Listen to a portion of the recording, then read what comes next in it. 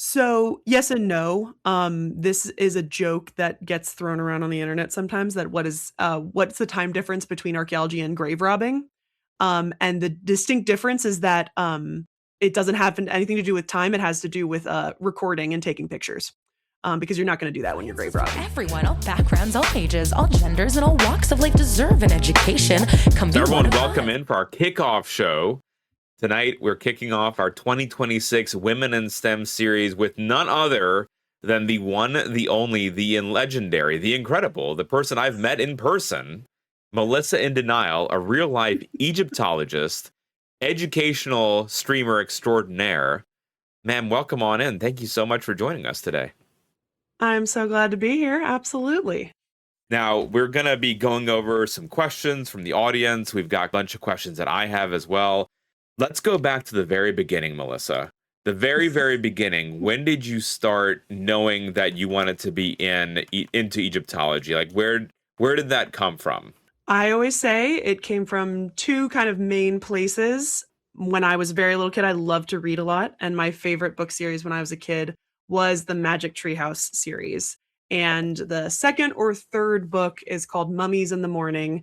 And if you've never read the series, it's one of my favorites. It's two siblings, a brother and a sister, who go in their treehouse, and they go through time and space, and they learn about history and also dinosaurs and other really cool events. And Mary Pope Osborne, who wrote the book, she would also sometimes write a nonfiction companion book as well. And so my mom bought both of them for me. And so I had the really cool fiction story, which did include a mummy coming alive and scaring the kids. But then it also included the actual facts about ancient Egypt. And ever since then, I was truly hooked. One of the big kind of things that spurred me on into learning more about ancient Egypt is going to go see the Tutankhamun exhibition at the Franklin Institute in Philadelphia when I was like 11 or something.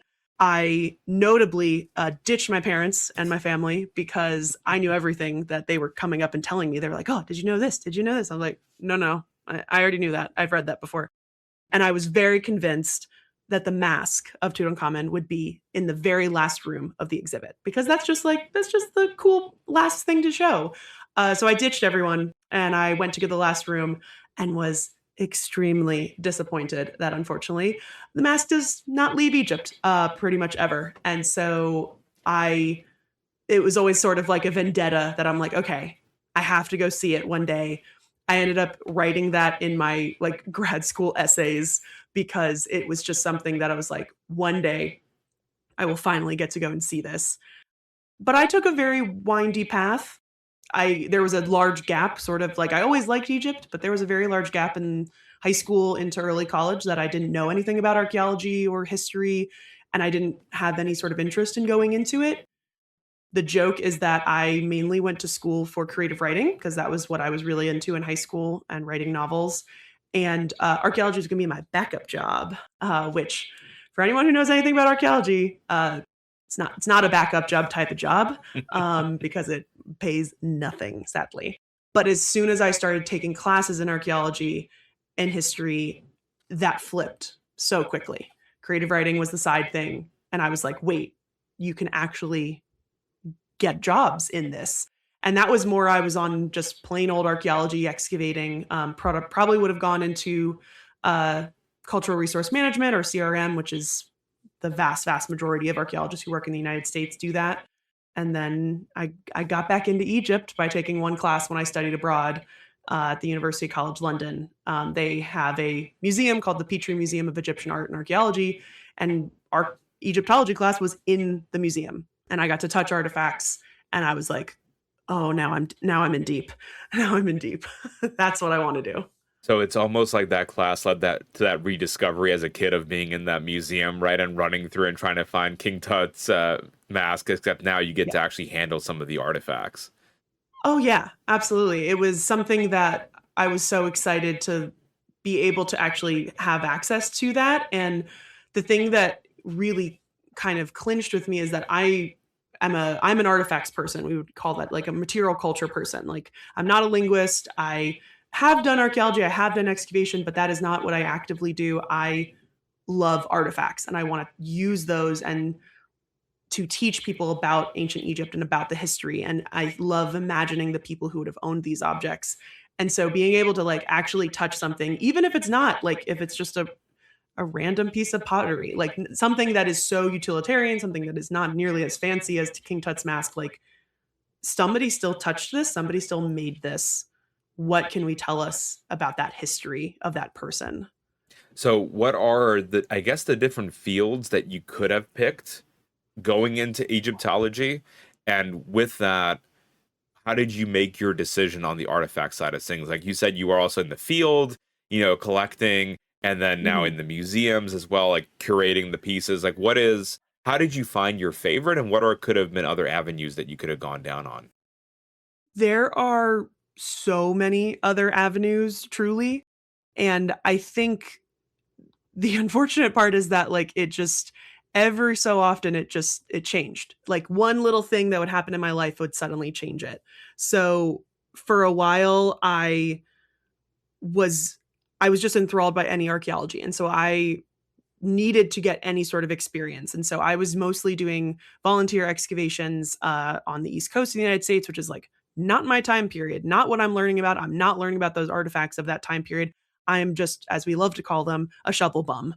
I am just a free labor to get an excavation done to then clean the artifacts and kind of get things on their way. So is Um, that one of those positions where it's almost like an internship where you need to go through this experience in order to progress in the field? And so, because you said I'm digging on the east coast of the United States, and then you're an Egyptologist, yeah, right? So are the skills really that translatable? And then what were you digging on the east coast, just out of curiosity? yeah. As like was it as exciting, or and then again it'll be tying back to what was it? I think the overall theme was about Egypt that really grasped you. Yeah. So archaeology is relatively universal. You can get your very basic skills from what we would call a field school. You can go to a field school anywhere. Some are hyper specific on something like bioarchaeology. You're going to be excavating graves of humans and you're going to have to do something like that. There are other kind of specialties, but a very basic field school will give you all of the tasks and the things that you need to know whenever you go out in the field, with the exception that every single site is completely different and you have different paperwork and you have different excavation techniques and da da da, like literally listing off everything else. That everything is different. So I have never actually excavated in Egypt, and that is not technically a requirement for an Egyptologist. Egypt, unfortunately, is very hard for people to excavate in. You really need to be a PhD student. So I only have my master's, and I didn't. When I was in my master's, I was an art history major rather than a history major, and the professors that I worked with didn't have excavations or do work in Egypt. So you only can kind of get those opportunities typically when you're working with a professor.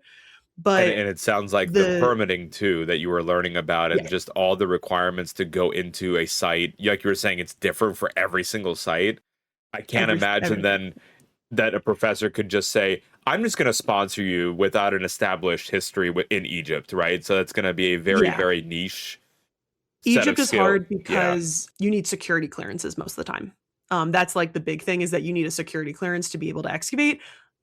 Most other places you don't. Most other places, if you are with that field school or with that field team, you don't have to go through like security clearances, but you do have to do that in Egypt. Egypt has really, really strict laws around it. But the stuff that I was excavating, all of the excavations I've done 3 or 4 in the Virginia, DC, Maryland area. I've done a excavation in the island of St. Croix, in the US Virgin Islands. And then I did a 2-week excavation in southern England, when I was studying abroad. And then my field school I did outside of Rome. So the United States and the St. Croix one are very similar.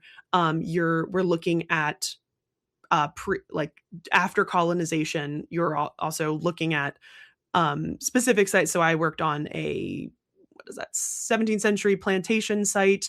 I worked on a site that was the former home of one of the first freed African American men in Washington, D.C., in Georgetown, who bought his own property. And then supposedly people said that he was like over 110 years old. And then when he died, his obituary went out in like every newspaper on the Eastern Seaboard saying that he was buried in his backyard.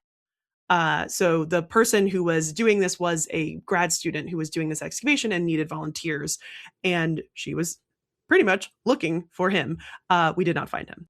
But that was a very different site because typically in the United States, it again depends on the site, but you are probably only digging a couple feet. Like you probably only go into maybe 5 feet. That one in particular, we went deeper because it was on a hill, so it had a much like bigger clearance.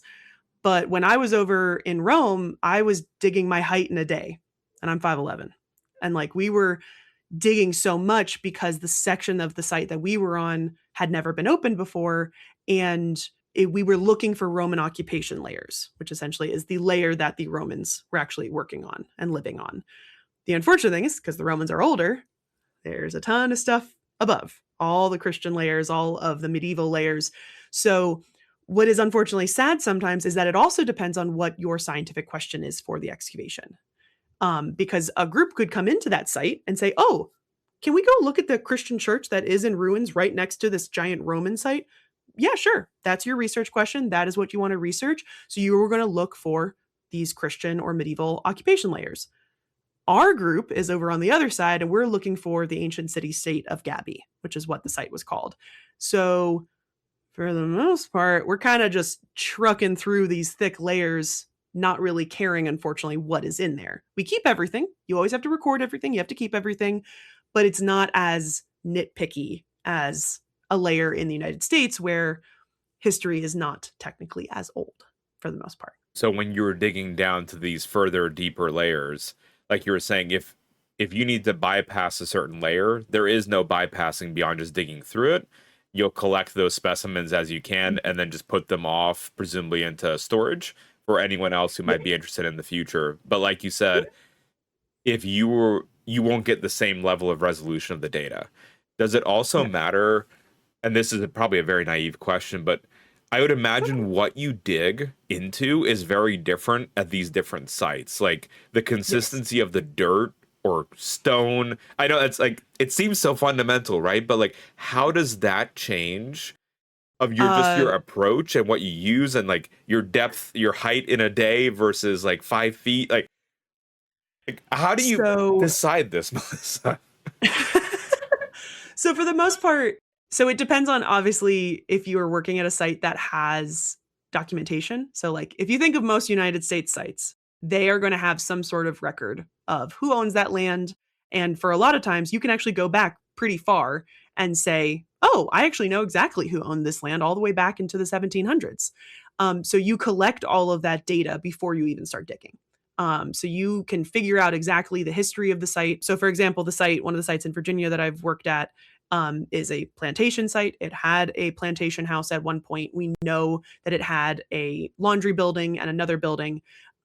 They've been excavating the site for 30 years and we haven't found the mansion.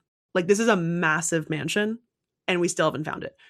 Granted, we're only excavating at this point, up until 2020, we were excavating every weekend during the summer.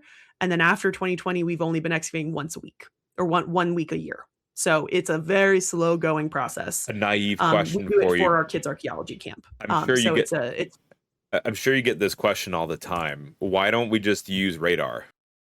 We do. So, we use ground penetrating radar often. It's very expensive. And archaeologists don't have access to it a lot of the times.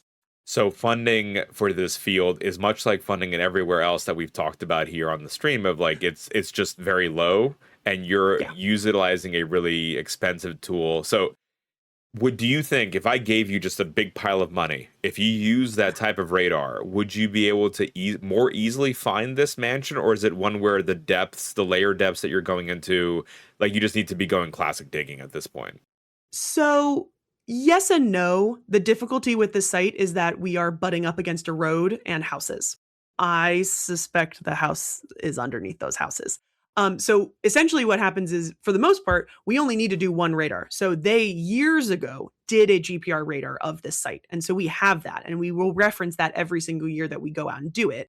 But it does not, I'm not the biggest expert on GPR, but it does not show us exactly what we need. Unfortunately, it is all about soil texture and soil how compact it is.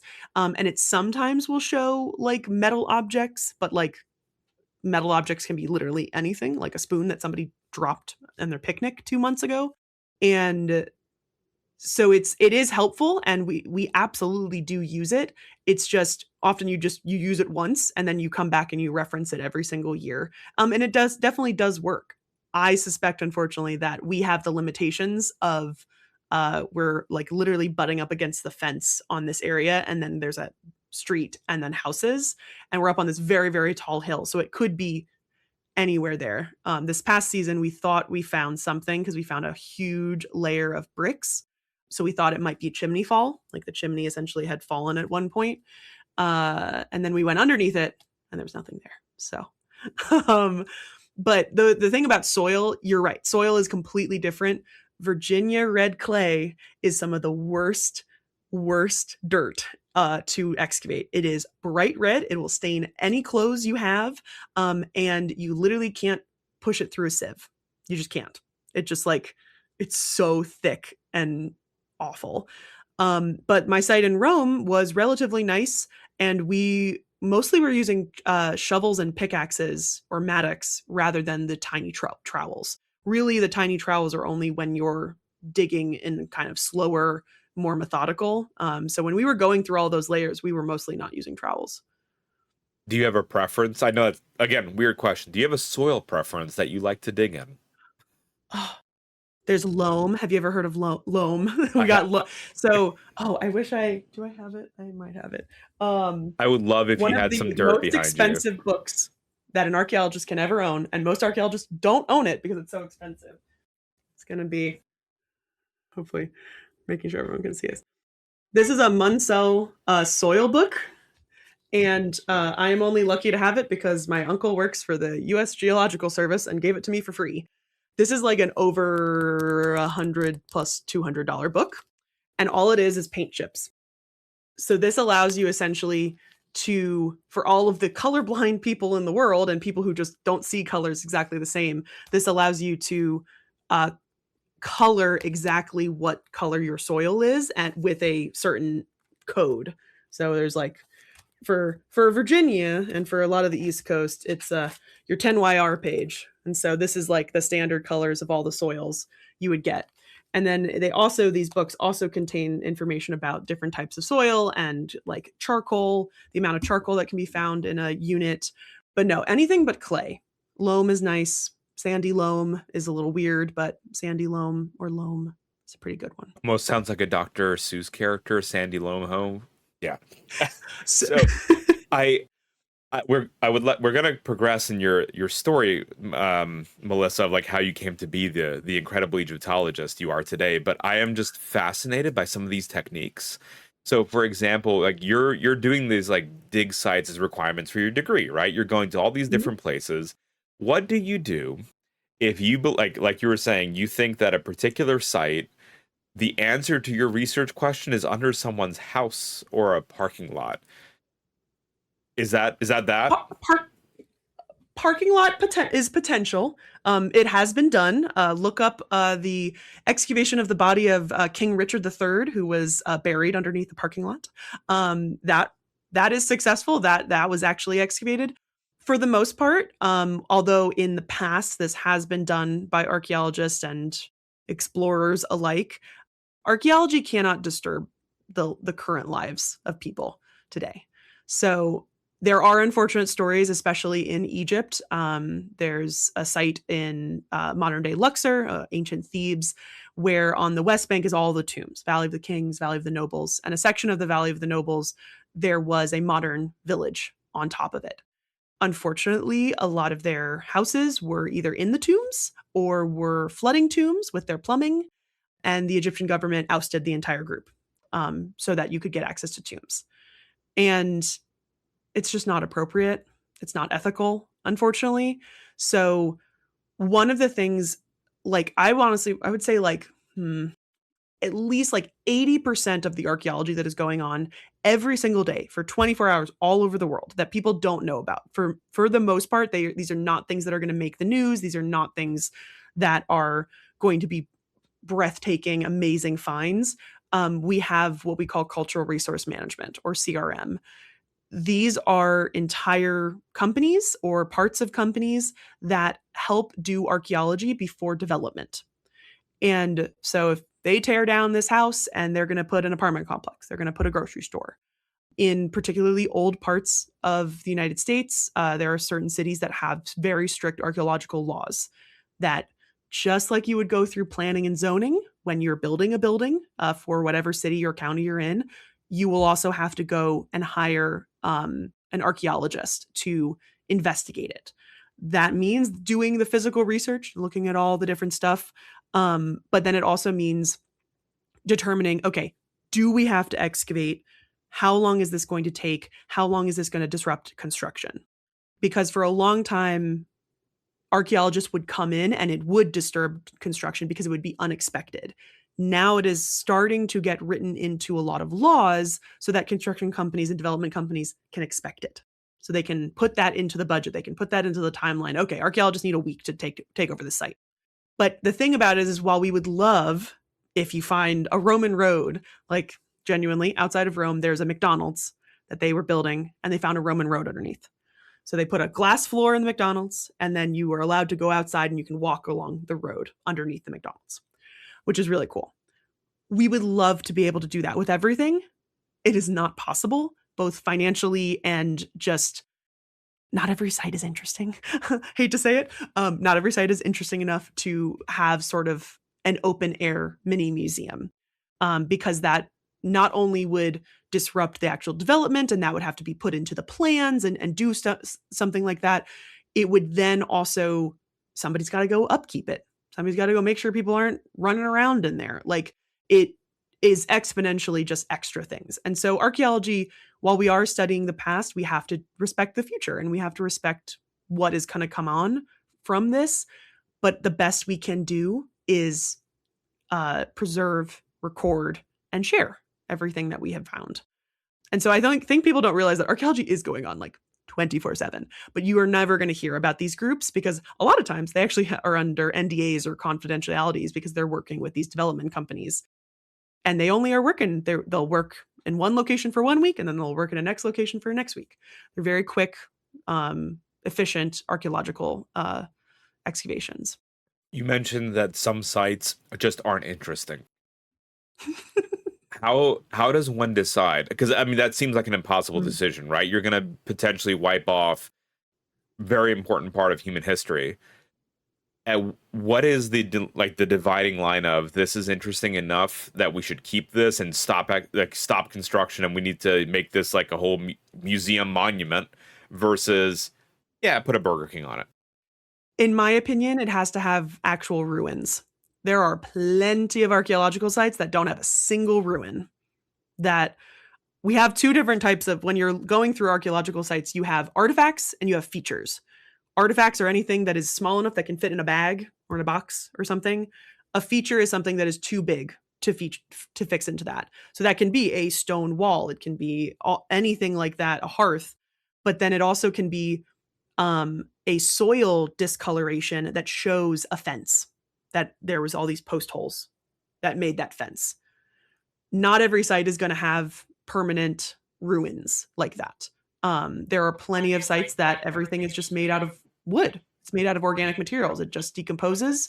So to be honest, what is interesting is what the public would want to see. And for the most part, if I took a site that we saw really cool foundation things, we excavated down, we found this stuff, it just looks like a dirt hole.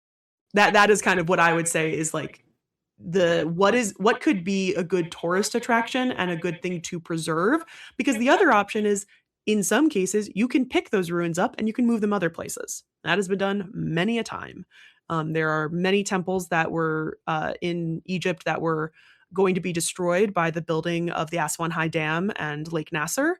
And many of those temples, some of the temples were preserved, some of them were not, but many of those temples were picked up either placed back in Egypt or were gifted to other countries as a thank you for helping with this giant UNESCO project. So My the favorite big one is the Temple of Dender in the Metropolitan Museum of Art in New York. and there's the Temple of Abu Simbel, right? That was moved as well Yep. because it was going to flood. And I'm like, how does one move something like that and preserve it and make sure that you do it the right way? And they made an artificial mountain, and then they just picked it up and chopped it all up. You can see very closely when you look, you can see the lines where they've chopped up all the things, and then they just picked it up and just put it up there. But yeah, there's several of those temples that have been moved, and so the potential is there. Is that if you don't want to preserve it in situ, you can try to move it and put it somewhere else. An important question, I think, for the community too, is you mentioned ruins, and then you mentioned like impressions of like, fence posts or foundations. Mm-hmm. What exactly, I guess, is a ruin? Just on the fundamental level for you, it's the non-organic, but as an imprint count as a ruin? Or, what exactly is that threshold? I would consider a ruin something that is still, the fancy word in archaeology we use is in situ. So it is in the exact location that it was. And that, in my opinion, a ruin is anything that has larger structures that raise up again over the soil. So larger stones. There are evidence of like mud bricks. Mud brick does survive sometimes because it's obviously mud. If it gets fully buried, it sometimes will just like blend into the soil. But there are certain mud brick structures that can survive. But a ruin is just anything, any sort of structure that might even be complete. Like technically, like Karnak Temple is not fully complete, but it is almost complete in a lot of ways. And that is still a ruin, even though it's not fully complete. For archaeology, is there a particular amount of time that has to have passed for you to be called in as an archaeologist? And how consistent is that from country to country? Or is there a universal definition that you can utilize for that? So yes and no. This is a joke that gets thrown around on the internet sometimes, that what's the time difference between archaeology and grave robbing? And the distinct difference is that it doesn't have anything to do with time. It has to do with recording and taking pictures, because you're not going to do that when you're grave robbing. But really, archaeology will happen at any time, because technically the layers on the very top portion of the soil are going to be contemporary to us. So you have to go through it no matter what, pretty much. And as one of my lovely coworkers has said, there's many, many archaeological sites that their collections are full of 20th century trash. And like quite literally trash. Like all of archaeology, all of artifacts are technically trash in some ways, but like we get plastic. We get so much plastic now. And these things, they get collected because you got to collect it. Later, they could be deaccessioned, which is essentially the fancy word for either thrown out or donated somewhere else, or getting them out of the collection. Deaccessioning has a lot of different ways to do it, although it is very difficult to do it. I imagine it's going to, because that presumably exists because other things needed to have that undergone too, not just plastic, but something that maybe at one point, like a broken piece of pottery that doesn't have any art on it, that's just like, oh, we found it here. At a certain point, we run out of space, and you have to make the hard call of like, well, yes, this is a 3,000-year-old pot, but I see nothing on it. It's just a piece of it. Exactly. We call that a diagnostic pieces get kept. So pieces with decoration, pieces that are diagnostic. So like the rim and the base and decoration and a maker's mark, like those things will get kept. Brick gets thrown out all the time, unless it has a stamp or like a animal handprint or a fingerprint or something. On my field school, we had a CBM, ceramic building material, aka roof tiles. We would document them. Most often what you do is you clean them to make sure that they don't have any marks. You weigh them and you record how much weight of them there are. And we actually, at the site in Italy, we reburied all the ceramic building material. Anything that didn't get kept just got reburied on the site, which is a new one for me. And usually I've seen like the site that the stuff that I look at now, if it's brick, it gets just thrown out after it gets weighed. But yeah, they reburied it on the site, which was nice. back to your journey and on the sites, which one of these sites that you worked on was one of your favorites? Like that this was kind of the calling card that you really wanted to, keep being involved in this for the rest of your life? And then Mhm. what was the one where it was like, God, I don't know about this. I really don't like this. I'm questioning this. The first site I ever worked at, I started questioning everything about archaeology. And ironically, it's the only site that I still work at because it was when I was a volunteer at what my current full-time job is. And it was mostly because, again, have never done any archaeology at all. Like literally learning on the job, isn't studying the time period of the site at all. And then the square or unit that the archaeologist gave me had a giant metal pole going through the middle from an old archaeological excavation from like probably the 70s. And I was like, I can't take it out. And he was like, no. And I'm like, I can't. And he goes, you got to get to the bottom of it. And I'm like, okay. And I called it the tetanus pole because it was completely rusted. And right over the line into the unit next to me that the other girl was working on, she found a bone pocket knife. And I was like, what? I was like, come on. And I was finding nothing. I was finding genuinely nothing, just actually crap. And I was so mad. And I remember thinking, I was like, God, is this really what I want to do? This is hard. And then the only other one that I didn't like necessarily was more because I didn't actually get to dig it. When I went to St. Croix, I was working for a public archaeology firm that goes down to St. Croix and works with the Boys and Girls Club and does an archaeological camp for them. And so I was helping, kind of being her co-teacher, and we were helping with lessons with the Crucian children. And these were all high schoolers, which are not my cup of tea, because they all are so sassy to me, and I don't know how to deal. And the I was supposed to be the person in the field that was teaching all the kids how to dig. That is what my boss told me that I was going to do. So I was very excited about doing it. There's a few pictures of me on the first day showing them like some basic things. And then somehow the entire rest of the dig, I got delegated to the lab, to the portable lab, and helping the kids clean artifacts, which granted is usually one of my favorite things to do. I usually will absolutely clean artifacts till the day I die. But I was I was just disappointed because I was like, I didn't go back. I didn't like swap. Like we were going to swap and I didn't swap. So essentially I had to be stuck with all the teens, and they're like, I'm done cleaning. And I'm like, no, you're not. And I take a giant bundle of all these artifacts and stick it into their sieve. And like, was just a little bit of a hard week for me, but was a very, very interesting site. And it was another plantation site, but we were specifically excavating the slave dwellings that were still intact at that site, which was really, really interesting and fascinating.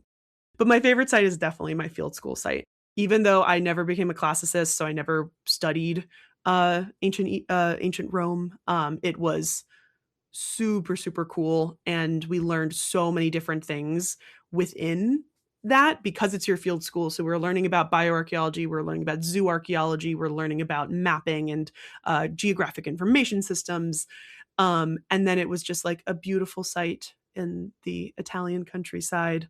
Um, and I found probably like my favorite artifacts that I've ever found at any of my sites there, and it was a lot of fun. Whenever somebody asks me what my favorite artifacts are, depending if it's a child, because my favorite one might be a little weird for a child, I usually say a die. So I found one half of a pair of dice that was Roman, and it was really, really cool, and it was really good quality. And my professor smiled really big when he's like, I think this is the nicest one we found. And so I was like, this is amazing. And then if the people are adults and they ask me what my favorite artifact is, I found a human jawbone underneath a rock on a Roman road. And that was definitely my most fascinating artifact. It only had a couple teeth in the back. It was just absolutely fascinating. And it probably wasn't Roman, it was probably Christian, because there was a burial that probably had all like, it was probably a cemetery that had all sort of over time washed down to where this was, but it was under a rock on the Roman road, which was just so fascinating. And it's just, the site was not I didn't know anything about what was going on. They're all selling Roman emperors. I was like, I have no idea what's going on, but I still had a lot of fun.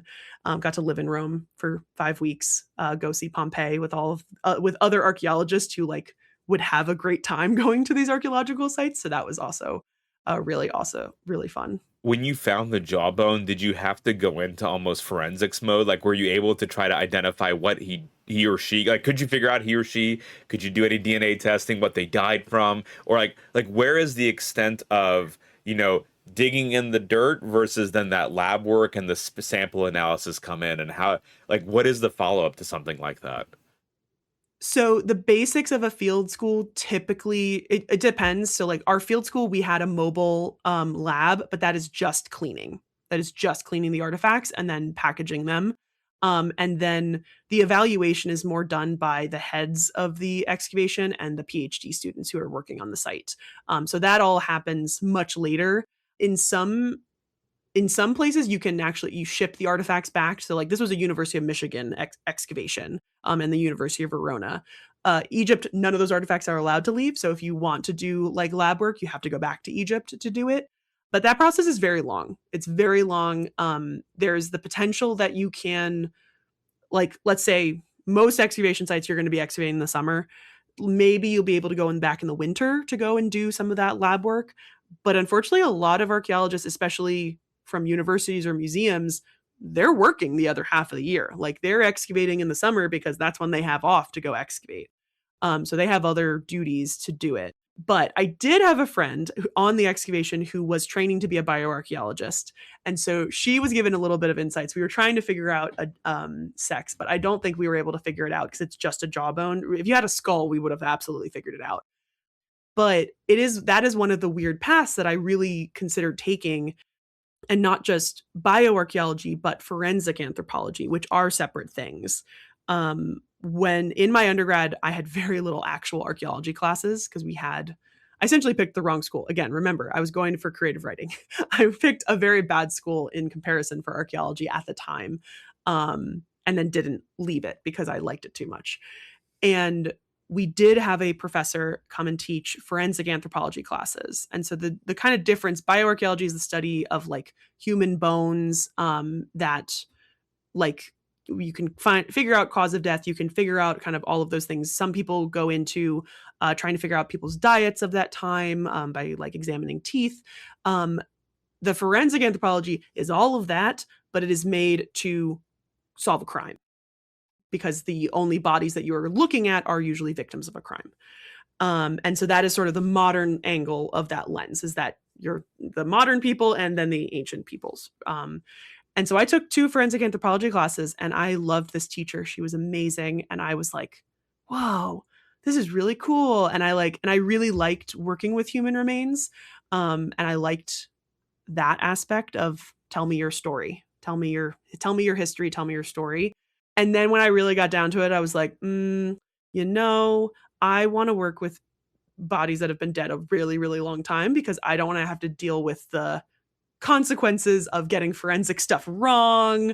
And like, I don't want to go to court. Like, I don't want to do any of that. And so for a while, I was really thinking of bioarchaeology.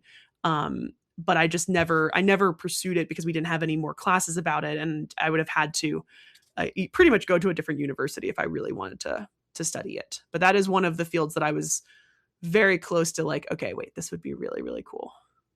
So once you completed your field studies and going to these different sites, everything from that delicious red clay of Virginia, right, to Rome, how did you know, or what did you use to identify that this was a next step that you wanted to take, that you wanted to continue working in this field for your master's degree as well? Like, what was there an aha moment, or was there something that maybe you suggest to others in the chat who might be also interested in the field, that, hey, you need to go through this before, this defining moment is important before you decide on something like this? God, I would have loved to have a defining moment. It was very happenstance, I will say. Essentially, I started doing all those excavations the summer before my junior year of college. Junior year of college comes around. I had already planned to go and study abroad in the spring. And essentially that year we get a new professor who is fresh out of his PhD. He's an archaeologist. He studies the African diaspora on Long Island. Like, he is fresh and green and ready to change the entire department. I love him. He's like my mentor. And I was like, wow. And he essentially was like, what's wrong with the anthropology department? And I'm like, you want me to tell you? And I told him everything. I told him everything that was horrible about it. And he kind of starts this change. And I felt really bad that I was like, see ya, I'm going to London for 6 months. And it was so, essentially I come back, I do 5 months in London, I do 6 weeks in Rome. I come back in the middle of my summer before my senior year, and I meet with my professor at the beginning of the year, and he goes, so you're going to go to grad school, right? And I was like, I guess. And I was like, I guess that's what you do. This is literally what happened, is like, I guess that is what you do if you want to do archaeology. The other funny thing, one of the problems with our department was that you had to do a senior thesis as an anthropology major, and they only offered the senior thesis my junior year, just for fun. And so they only offered it that spring that I left. And so I left knowing that I wasn't going to have the credits to do my senior thesis, but I agreed with my professor that we would do an independent study to get it done. And he was so keen and so ready. And he was like, what do you want to do your project on? I was like, well, I don't want to do an anthropological study, because in the comparison, a lot of anthropological studies are talking to real life, live people. And I always joke, I like to talk to the dead people. And so I was like, I can do it about anything. And he goes, anything. And I'm like, this is insane. So I picked Egypt. And so I picked my favorite time period, the Amarna period. I took lessons and papers that he had taught us in my African diaspora class, talking about quiet resistance and how enslaved individuals would sort of build up these small acts of resistance against their enslavers, and thought, oh, maybe I can apply this to the Amarna period, which is, for those who don't know, this tiny, tiny time period. It's like 15 years right before the reign of Tutankhamun, because this is his dad. This pharaoh, Akhenaten, completely turns all ancient Egyptian culture on his head. He builds a whole new capital out of complete nothing. He takes one god and decides to make it the state god over any other god, all this polytheism. And a lot of ways that it is taught in schools, and I find in social media, that Akhenaten did not let anybody worship any other gods. Like he forbade it, And I was like, I don't think we really have evidence of that. And then I ended up doing my paper looking through records of the archaeological site of Amarna, and finding hundreds of items and artifacts of the worship of other gods, not the Aten. And so mainly 3 household gods: Taweret, motherhood goddess; Hathor, another motherhood, childbirth goddess; and then Bes, a god of kind of fun, but also protection of the house. And so I found that these items were actively being made in Amarna, and I mapped them on the entire map of the city to show what hubs were they being more actively worshipped. And that is what I did my project on. And God love my professor. He knew nothing about ancient Egypt. He was just going along for the ride. It was genuinely hysterical, but also looking back at what I learned in grad school, I would have written this paper completely differently. But he sort of just encouraged me that, like, grad school is the way.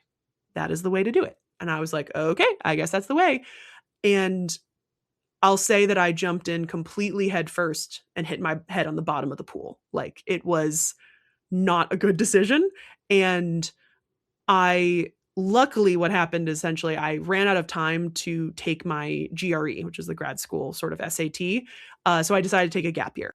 So at the least I took a gap year, and then I was like, I'll figure this out during the gap year. I still dove in way too deep. I applied to every single school in the United States that has an Egyptology PhD or master's program, spent over $700 on application fees, and got denied from every single one except 2, one of which the PhD denied me but sent me to their master's program. And then they told me, oh, it's free for your second year, but you have to pay $60,000 for the first year, which at that point I think was even more than my student loans for my undergrad for 1 year. And then the last school said, sure, you can come for free as long as you're an assistant.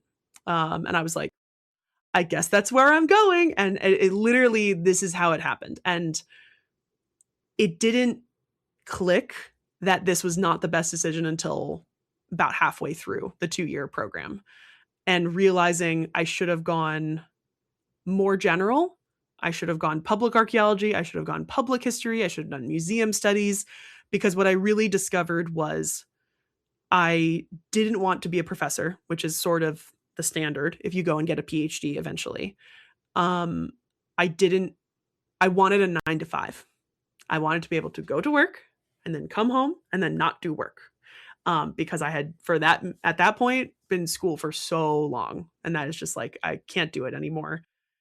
And then I realized I liked teaching, but I don't want to create lesson plans. I don't want to grade papers. I don't want to do any of that. But I still wanted to teach. And that was when museum education really kind of came into my life. And it came into my life very happenstance. Because I got a graduate certificate in museum studies, I had to do 2 internships. And there were no internships really that I wanted around where my school was. So I went home. And what did I do? I got an intern at the place that I had done my first excavation. And it was the best experience of my life. And now I work there full time. And so it was also completely happenstance, because the other thing that I was doing was, like, I was helping with kids archaeology camp and events and stuff like that.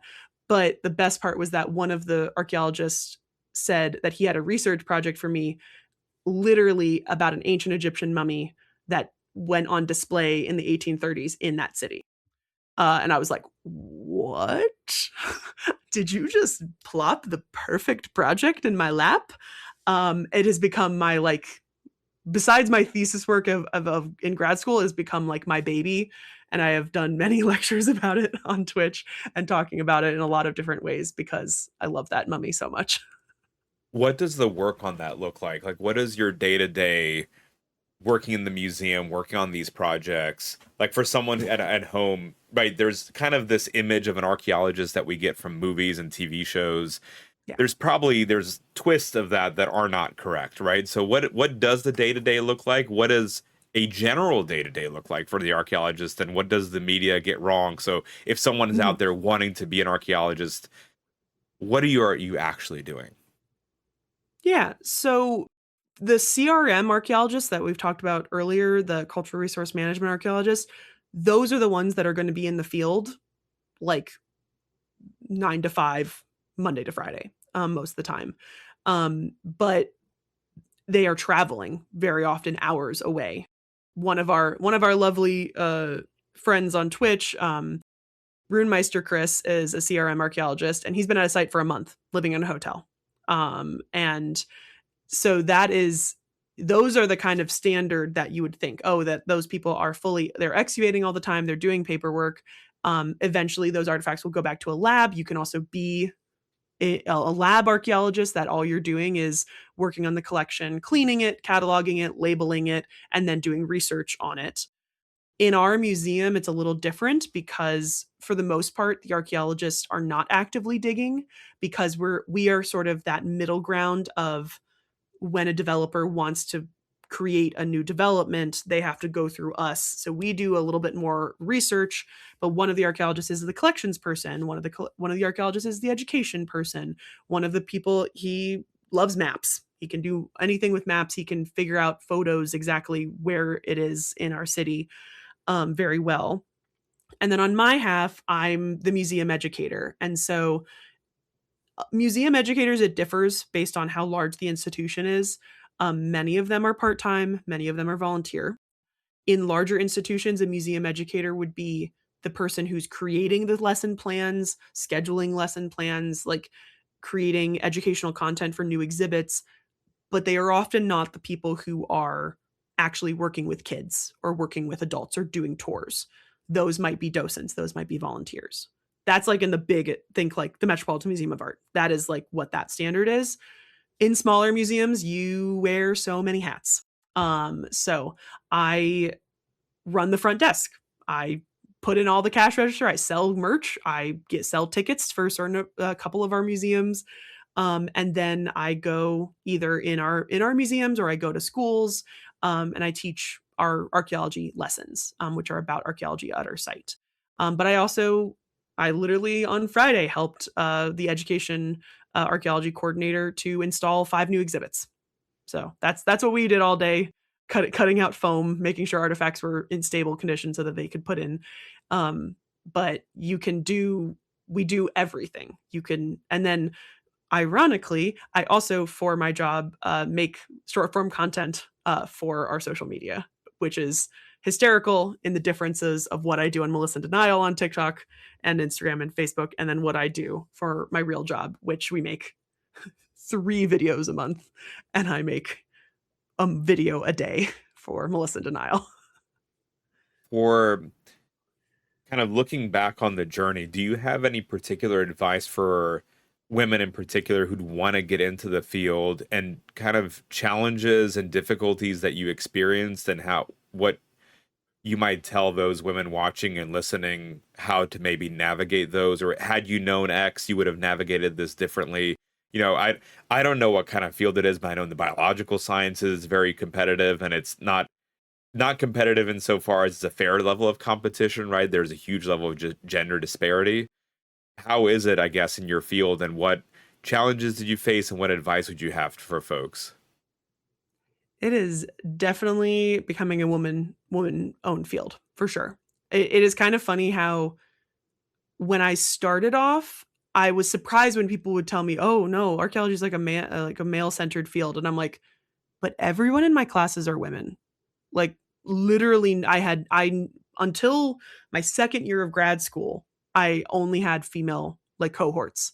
Um, but it is growing to be, like, very, very much a women-based field, or at least getting more equal in that way. Like, I've seen so many amazing women who are doing amazing projects. Technically, the head archaeologist in our city, we've only had women. We've had 3 women be the head archaeologist for our city for 50 years. And so I think it is a good and up and coming field. The best advice I can give to people is that it's unfortunately a little bit of a sad advice, but you need passion to do this job. This is not a job for money. This is a job for passion. This is a job that you will walk away every single day learning something new, and feeling really invigorated by that. It's not going to make you any money. And so depending on what you're specifically doing, like it can be a competitive field. To be a shovel bum, to work on a CRM, they are looking for people all the time. All the time they are looking for people. But it's a difficult job because you're obviously traveling a lot and living in hotels and going back and forth in a lot of ways. The museum curators, the conservators is a really great job. It takes a lot of more science than most archaeology jobs. Because obviously a conservator can conserve like a medieval painting, but they can also conserve archaeological items. But if you're really like chemistry, you'd be great at it. And that is a very high paying job because you can pretty much do anything. Like you can do any sort of conservation. You do not have to focus on anything in particular. But yeah, it is the best advice I can give is that you have to kind of have that passion for it. And the other thing is, it is not shameful to just be a hobby historian or a hobby like Egyptologist. You can be a hobby archaeologist. Just make sure you don't dig because for the most part, you will be breaking laws. But you can be a hobby historian. You can be a person who studies a lot. There are so many amateur archaeologists and amateur kind of like historians who are studying and take a lot of just like they come up with great things and they write papers and they do that, but they don't dig, that is for sure. And you don't have to go into that. I've met so many people who are like, I wanted to be an archaeologist, but my parents told me not to, or I didn't think I would get paid enough and da da da. And I'm like, I'm sorry that happened to you. I'm sorry that you didn't have the support that I definitely did from my family and friends. But you can still like it and you can still study it and you can still read papers and go on like a lot of archaeological sites have like public archaeology days and they love volunteers a lot of the time. So like not usually volunteers who dig, but some institutions do. But like there are places that you can work and you can learn about this without doing the full degree and making it your full-time job.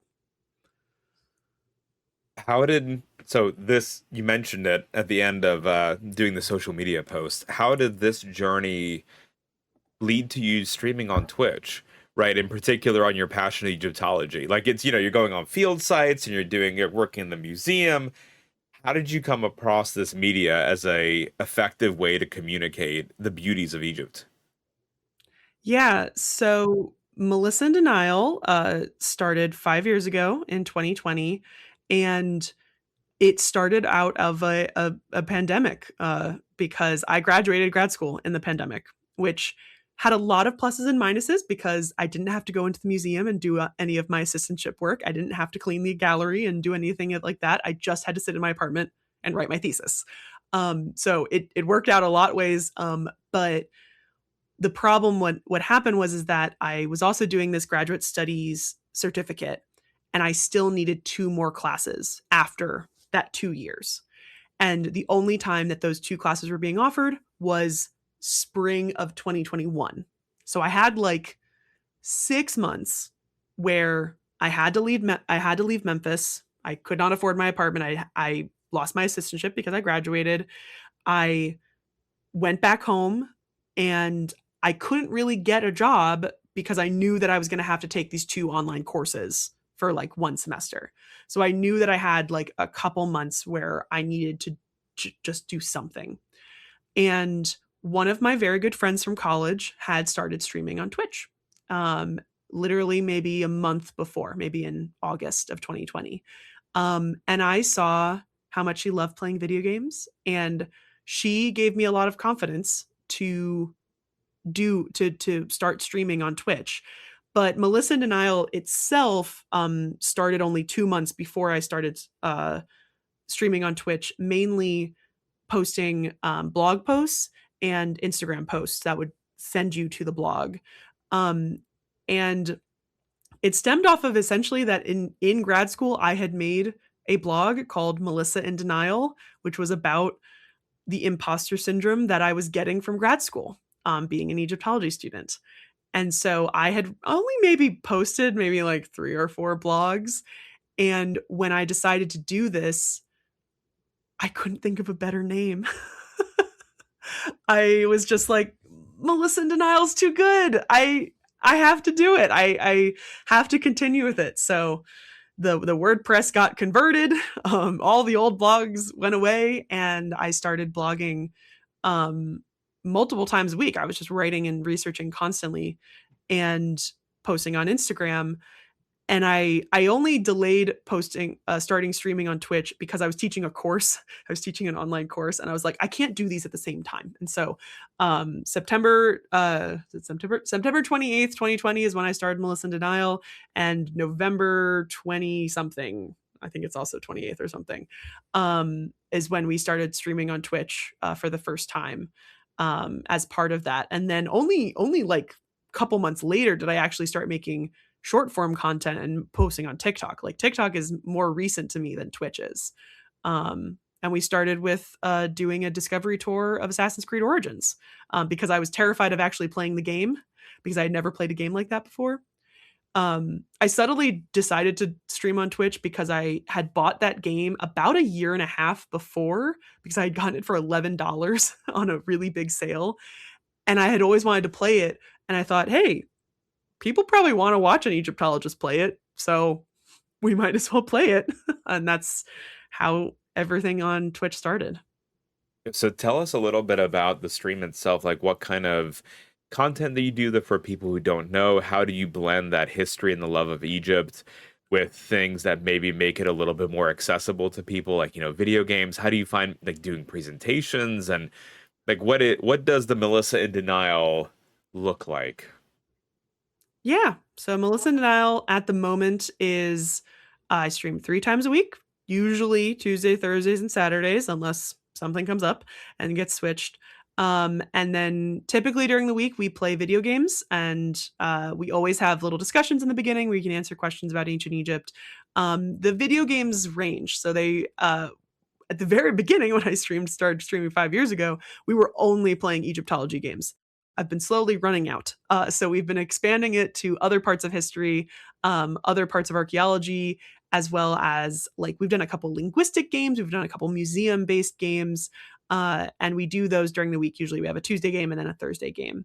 And then on the weekends, it always depends on the time of the year, but we usually do Drifting Down Denial discussion streams where essentially I'll usually pick a topic or we'll vote on a topic, and it's very casual. We just pull up the Wikipedia of whatever the topic is and we just go through it.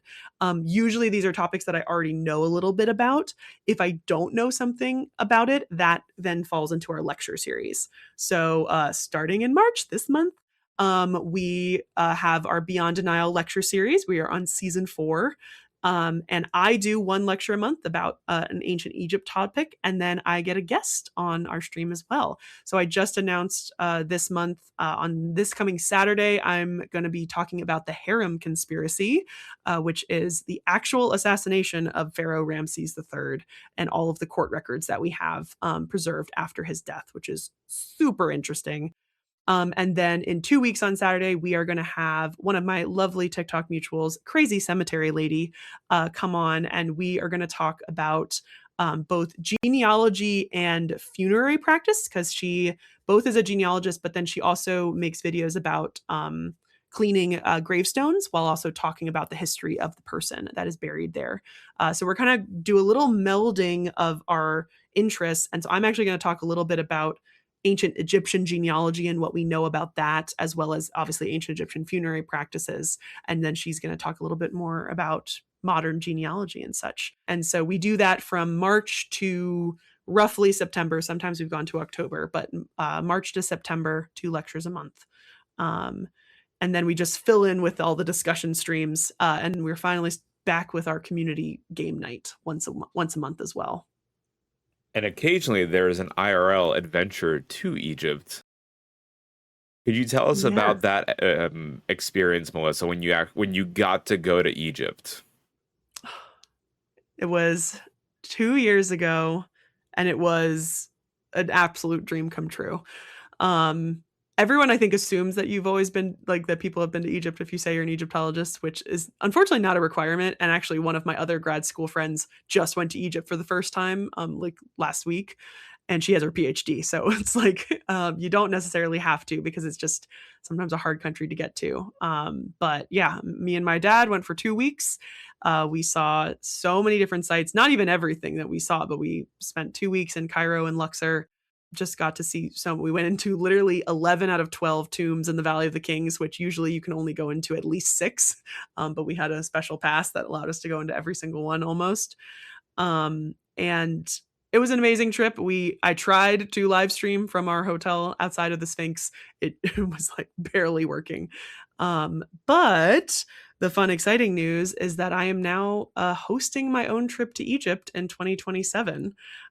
We have just announced it that I will be hosting a trip with Travel Egypt Now, Abdel and Gina. Abdel is a PhD Egyptologist, and Gina is his wife, who's been always fascinated with Egypt.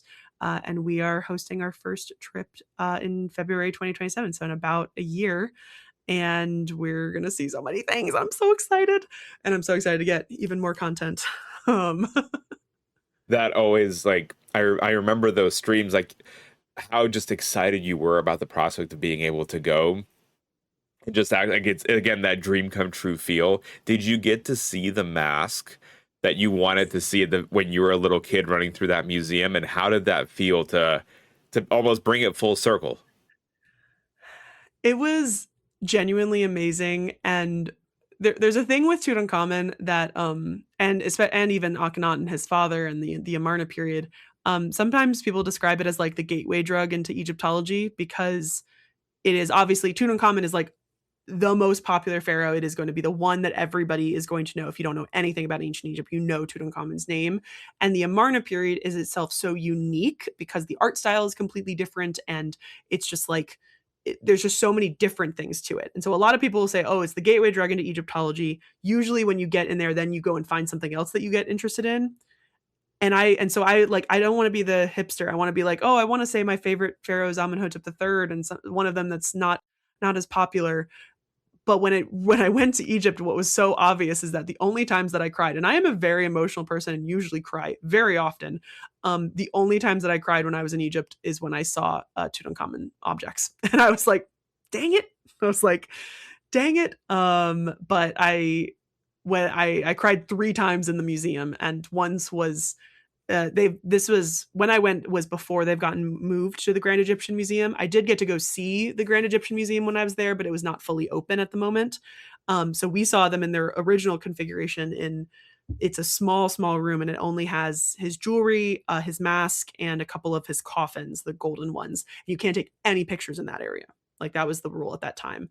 And I was like outside of it looking at another one of his statues, and I just started crying. And I was like, I'm crying thinking about that I'm going to go see it. And I was like, it's not good. It's not good. It's not good for me, fam. But it was, yeah, it was an amazing experience to see it in person. And also to show my dad, because it was one of those things that as a kid, you just like info dump on your parents about whatever your little passion is. And to be able to take him with me was just like fantastic. And like, we went completely without a tour guide or anything, because I was supposed to be the tour guide. And so for the most part, like, I was able to answer like most of the questions that he would ask me. And then sometimes there would be super specific ones, and I'm like, I have no idea what that is. Like, this is not my time period. This is a pyramid. I don't like pyramids. So it's like, but it was just genuinely like one of the best experiences. Like, all of my childhood dreams come true, and I cannot wait to go back. I love that. That's it. I mean, that was the excuse to go back, right? I don't know those answers yet. I'll go back and look it up for you. Melissa, it's such a wonderful story to hear, like from the beginning stages when you got interested in Egyptology to where you are today. And it's just, thank you very much for sharing that story with us. I've got a few more quick questions for you, if you don't mind. Absolutely. A big one is, looking back on your career now, if someone were interested in Egyptology or archaeology, museum work, what piece of advice would you give them? Take your time to figure out what you like. Try everything. And this is like my least favorite phrase in the world. Like, no, get your dues. Like my mom always would say, is like, you just have to go through the unpaid internship. You just have to go through those things. It sucks. It really, really does. But I did a very, very nice internship at the Brooklyn Museum for a full year, which is pretty rare, in their Egyptology curatorial department. And I was very excited. I was like, yay, Egyptian artifacts. This is going to be great. All I did was scan 100-year-old slides of scarabs for days. So boring. Wait, follow-up question though. Don't scarabs dig into your skin and eat your brain? I mean, that's what the cinematic masterpiece The Mummy taught me. Nope. Are the scarabs like they're preserved exoskeletons? Like, that's you're scanning the insects and it's not even, or is it like, no, we're not scanning the insects, we're scanning the stone scarabs. Gotcha. Yeah. Whenever you say scarabs, we're not talking about actual scarabs. We're talking about I have like some really crappy fake scarabs. Like, they're just like little stones. Little carved stones that look like scarabs. And those are hand carved? Mm-hmm. Again, back to naive questions, what's the significance of the wonderful hand carved scarabs? Is it something religious related? So in some ways they are like a seal, like a ring with a seal. So for the most part, they will have some sort of hieroglyphs on the back. And they typically will have the hieroglyphs of a pharaoh, and they sort of can be used as sort of an identifying item, like a coin, because ancient Egyptians didn't have coins until the Persians invaded at the very end of their reign. But the scarab itself is a really big symbol in mythology about regeneration and rebirth. The scarab god is known as Khepri. Not every scarab is meant to be Khepri, but a lot of scarabs are supposed to be Khepri. And essentially, he's a god of this like rebirth, this regeneration. He's a sun god. And what it mainly is that a dung beetle, so like a physical dung beetle, rolls this ball of dung just like a scarab would roll the sun across the sky. In addition, they also looked at the scarab, and I was going to say, I'm teaching you about bugs, which is very funny for me. But the the dung beetle lays its eggs inside the dung piece, and then the eggs hatch and they come out. We assume that the ancient Egyptians looked at this and saw that these animals came from nothing, that they regenerated from nothing. They just appeared because they didn't understand the concept of eggs in this case. And so that is one of the kind of assumptions that we think that like that is why the scarab was so sacred, is because it could come from nothing and regenerate and rebirth itself. So like the physical tiny scarabs for the most part have like little hieroglyphs stuff. Most often it's a cartouche of the pharaoh's name. I mean, these are fake ones, so it doesn't matter what these say. But the other thing, they are beads, they're decoration. They can be used in a lot of different stuff. And they also are very often depicted in like large, broad collars. They have the scarab in the front with the big sun disk and its wings coming out like the winged scarab. So they're very much associated with the pharaoh as an element of the god Horus, because each pharaoh is sort of meant to become, it's meant to be Horus. He's meant to be that god. He's a regeneration of the actual ancient Egyptian god himself, a living one. Cool. So that's the even though it was methodical as you're scanning the same bug over and over and over again, there's a lot of really, really interesting history behind it. So like you said, it's almost, yes, you're paying your dues, but it's also, you have to have, back to what you were saying about that passion, that you have to be excited about this, right? And seeing the cartouches on the back, presumably, and the artwork and the structures kind of kept it going. But the other thing is that you have to try things to figure out what individual field you would like. So in that sense, I was suddenly like, I don't know if I want to be a collections manager. I don't know if I want to be a curator, because I do love designing exhibits. I like doing that. I'm not the biggest exhibit writer. Like that is something that I struggle with, because people only read the first like 5 words. Like it's noted, like we have so many studies of like, oh yeah, they only actually read for about 5 seconds and then they move on. And I am one of those people. I do not like to read exhibit text. I like the objects. I like to look at the objects themselves. And so I was like, okay, I don't know if I really want to design exhibits or do anything like that. I would love to pick what objects are going in the exhibit, but it's testing out different projects and testing out like different aspects of this field, because there's a lot of places that you can get applied to. There are full exhibit design companies that, like, if you like history or you like museums, you could be really good at that if you're really good at like graphic design and just like design like that, but you don't necessarily have to be an archaeologist or have that background. And so like there are lots of fields within the museum field and archaeology and history that you can spread out to lots and lots of different sides of it. Then my final big heavy hitting question for you, Melissa, before we ask you to plug all of the things, let people know where to find you, all the things, of course. So in the media, right, especially with archaeology, Egyptology, whatnot, there is a sensationalization of like grave robbing, but also of being a dude.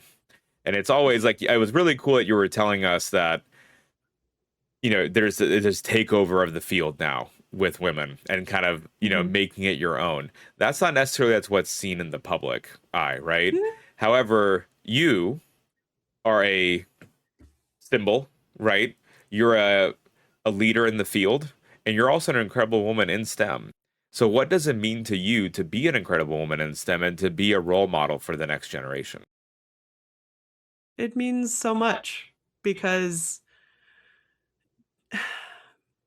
to be honest, I'm literally wearing my Indiana Jones shirt right now. Indiana Jones was a big inspiration for so many archaeologists. It was still a big inspiration for me as an archaeologist, even though it is a man. but thinking that I could be that person for someone is kind of mind-blowing. Like, there are actual studies that show that there is a steep increase of people going into the field of archaeology because of Indiana Jones. With the understanding that, yeah, Indiana Jones is not archaeology. There's lots of tiny little aspects of it. The only actual archaeology that happens in any of the Indiana Jones movies is by the villain in the first one. He's actually doing a pretty good excavation at Tanis, and I'm like, dang it, that sucks. But it would be mind-blowing if people saw me as an influence in that, and that people wanted to go into Egyptology because of me, just because I like talking about dang random things that I find, and I just would it would be amazing. It would be amazing, and it would be archaeology and Egyptology, like, are not are the they're not getting represented in fictional media very often anymore. Like, truly, if you really, really look at it, there's a steep decline of it.